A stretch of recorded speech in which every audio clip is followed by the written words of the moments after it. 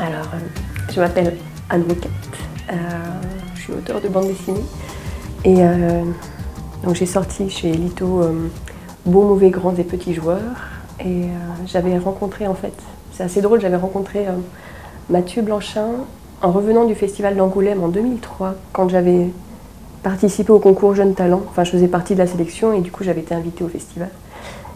Et enfin, c'était la première fois que j'allais à Angoulême et j'y allais un peu pour voir ce qui se passait. Dans le train retour, je dessinais dans le wagon et Mathieu Blanchin était juste derrière moi et il a vu mes dessins, il a trouvé ça très bien et puis il m'a filé ses coordonnées pour que je lui envoie d'autres choses et puis après enfin, ça m'a permis de lui proposer ce projet sur les jeux. Enfin, c'était un chouette hasard. Et en fait, je suis venue à la bande dessinée par des rencontres.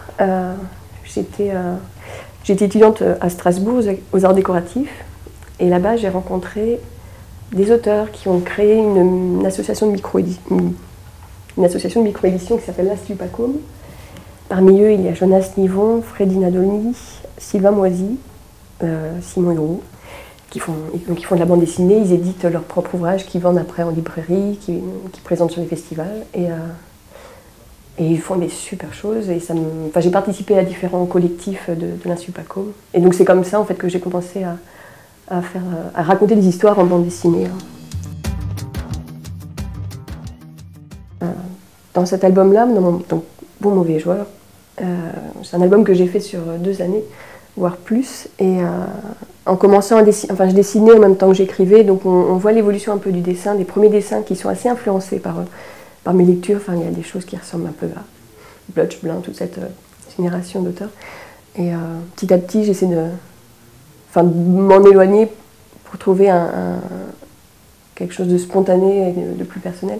Mais j'ai été beaucoup influencée, oui, par les auteurs de l'association, par Gus Pofa, tout ça. Et sinon, c'est drôle, j'ai jamais été une grande lectrice. Enfin, disons que quand j'étais petite, je lisais des livres avec des images parce que j'avais un peu la flemme de lire le texte et je me racontais des histoires à partir des images. Et les premières bandes dessinées que j'ai lues, ça devait être les albums de Manara qui étaient dans la bibliothèque de ma mère. Enfin, alors, je ne sais pas si ça m'a donné envie de faire de la bande dessinée après, peut-être. Mais disons que l'image a toujours une part importante dans l'histoire. Enfin,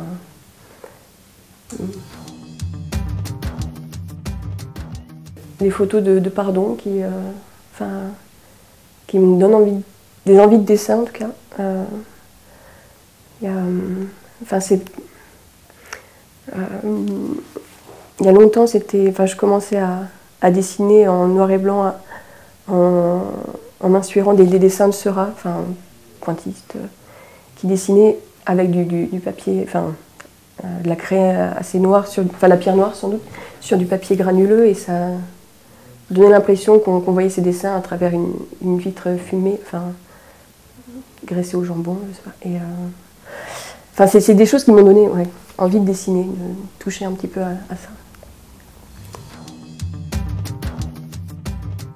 Avant de commencer, de faire cet album-là, je voulais faire quelque chose autour des jeux. Au début, j'avais envie de raconter des histoires autour des jeux de main, parce qu'on m'avait appris quelques jeux de main et que c'était très très excitant. Et que je me dis, pas besoin de grand-chose finalement pour jouer, pour trouver des choses, des dialogues comme ça.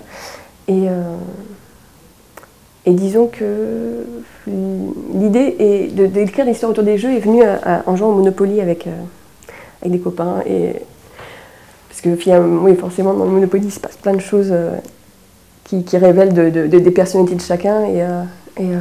Et c'est après, en creusant un peu, je me suis dit qu'il y avait plein de choses dans les jeux qui parlaient de nous, qui parlaient de ce que les gens cachent au fond d'eux, et qui peuvent dévoiler sur ce terrain circonscrit du jeu où tout est permis en fait dans le cadre des règles.